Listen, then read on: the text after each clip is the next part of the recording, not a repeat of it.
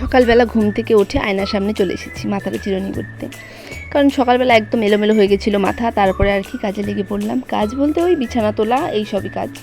আমি উঠেছি একটু দেরি করে, আমার মা উঠে স্নান করে পুজো দেওয়া হয়ে গেছে, এখন রান্না বসিয়ে দিয়েছে। আর যে দুটো বালিশের কাপড় কালকে মা ধুয়ে রেখেছিলো আর লাগানো হয়নি, আমি এই যে এখন লাগিয়ে দিলাম। তারপর আমি ভাবি বিছানাটা তুলে, বিছানাটা দেখতে কত ভালো লাগে তাই না? আমি তো অনেকক্ষণ ধরে দাঁড়িয়ে দেখি বিছানা তোলার পরে।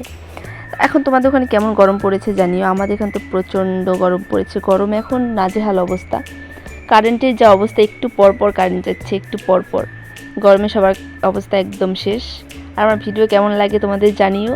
আমার ভালো লাগে ভিডিও করতে, তাই ভিডিও করি, এমনি ওরকম কোনো ব্যাপার না।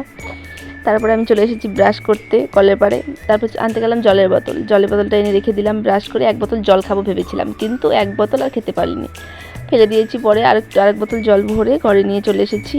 মুখটুক ধুয়ে তো এখন মুখটুক মুছে একদম ফ্রেশ হব, তার সব কাজ তারপরে শুরু করব। চলো টাটা।